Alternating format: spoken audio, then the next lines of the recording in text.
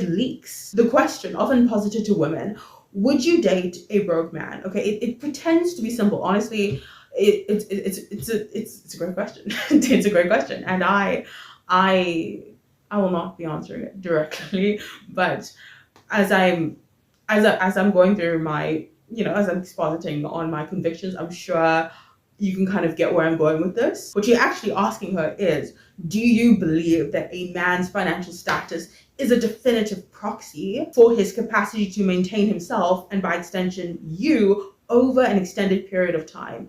Obviously, that extended period of time being a committed relationship. Now, for me, I just don't think it's, what's the word?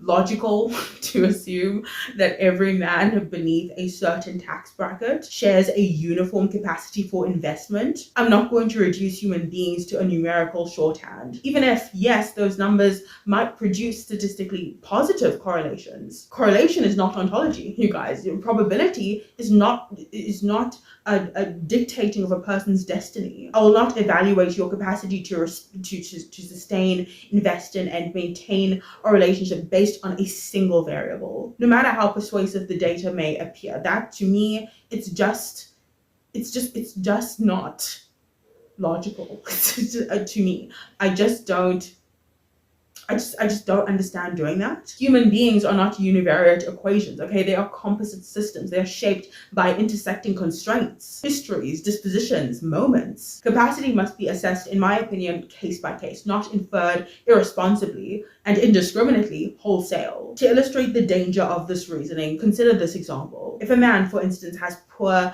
dental health, does that categorically mean that he will be an inattentive father? Does it guarantee that he will neglect cleanliness around the house? Of course not. And yet, statistical associations can be marshaled to suggest precisely that. Statistics are powerful, is what I'm saying, but they are not destiny. As a more triggering example, because I don't know, I'm feeling like causing a few fights around here, okay?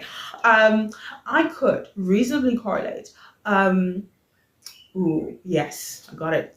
I could correlate shorter male heights with certain markers of genetic deficiency. Okay, I know I want to have children. I want to have I want to have lots of children. That's just me. And I could conclude logically, but falsely, that any woman's lack of aversion to short men is biologically irrational. I could do that. I'm a woman and I exist squarely in the exception class of that correlation. And to be completely, clear and to be serious, I've never had an aversion to short men.